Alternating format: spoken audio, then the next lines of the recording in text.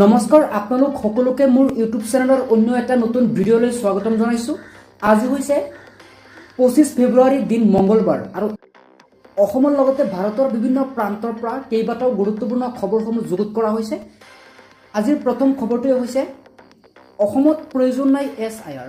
অসমত SIRৰ প্ৰয়োজনীয়তা অস্বীকাৰ কৰিছে এইবাৰ সৰ্বোচ্চ ন্যায়ালয়ে।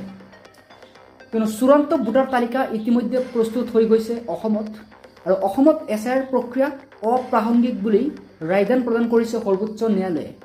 অধিবক্তা বিজয় হানচাৰিয়াই অসমত SIR বিচাৰি কৰিছিল আবেদন। ইচ্ছাকৃতভাৱে আয়োগে কোনো ব্যক্তিক বিদেশী ঘোষণা কৰিব নোৱাৰে আৰু অধিবক্তা বিজয় হানচাৰিয়াক সতৰ্ক হোৱাৰ আহ্বান জনাইছে সৰ্বোচ্চ ন্যায়ালয়ে। জনাব লৈছোঁ আন এটা খবৰ। এবাৰ পবিত্ৰ ৰমজান মাহতেই ভাল খবৰ আহি পৰিছে ৰাজ্যৰ অথবা দেশৰ লাখ লাখ মুছলমান লোকসকললৈ। পবিত্ৰ ৰমজান মাহতেই মুছলমানৰ বাবে এটা ভাল খবৰ, কিয়নো মুছলমানৰ বিৰুদ্ধে উৎপীড়ন ৰোধ কৰিবলৈ আহিল নতুন আইন। ইছলামোফোবিয়াৰ বিৰুদ্ধে কাউন্সিল গঠন কৰাৰ ঘোষণা কৰা হৈছে। ইছলামৰ বিৰুদ্ধে এতিয়াৰ পৰা চলাব নোৱাৰিব অপপ্ৰচাৰ অথবা ঘৃণা, আৰু ঘৃণা বিয়পীয় কাৰ্য ৰোধৰ বাবেই এই নতুন আইন আহিছে। এনে কাৰ্যক আইন বিৰোধী ধৰ্মীয় বিভেদ আখ্যা দিয়া হয়। ইছলাম সমাজক সুৰক্ষিত কৰাৰ স্বাৰ্থত এই আইন আনিব চৰকাৰে। আন এটা খবৰ, অতি জঘন্য ঘটনা সংঘটিত হৈছে ৰাজ্যত। এইবাৰ প্ৰেমিকৰ সন্মুখতেই প্ৰেমিকাক দৰ্শন কৰিছে 7 লম্পটে। প্ৰেমিকৰ সন্মুখতেই এই 7জন পাখণ্ডই এক ভয়ংকৰ ঘটনা সংঘটিত কৰিছে।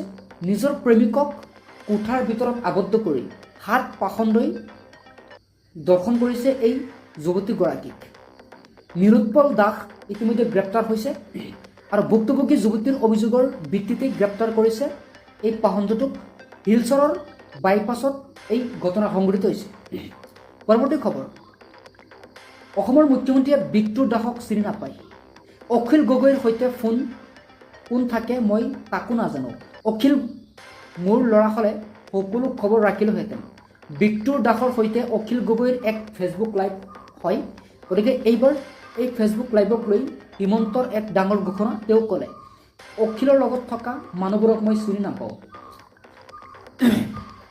আন এটা খবৰ জনাব লৈছোঁ, আইন হাতত তুলি আৰক্ষীৰ ওপৰত এইবাৰ ভয়ংকৰ কাণ্ড সংঘটিত হৈছে। 6 মিয়া আব্দুল ছালাম, নুৰেজা বেগম, আলী হুছেইন, আব্দুল লতিফ, শাহজামাল আলী, শাহাদত আলীক গ্ৰেপ্তাৰ কৰা হৈছে। চিৰাঙৰ বিজনীৰ 2 নং ভাৰাতলত সোমবাৰে নিশা আক্ৰমণ কৰিছিল আৰক্ষীক আৰু এইবাৰ 9জনীয়া এটা মিয়াৰ দলে আক্ৰমণ কৰিছিল আৰক্ষীক। বৰ্তমানেও পলাতক হৈ আছে 3 আক্ৰমণকাৰী মিয়া। ভূমিকেন্দ্ৰিক বিবাদৰ বাবে আছামী আব্দুল ছালাম আৰু আব্দুল লতিফক আটক কৰিবলৈ যাওঁতেই এনে সংঘটিত হৈছে ঘটনা।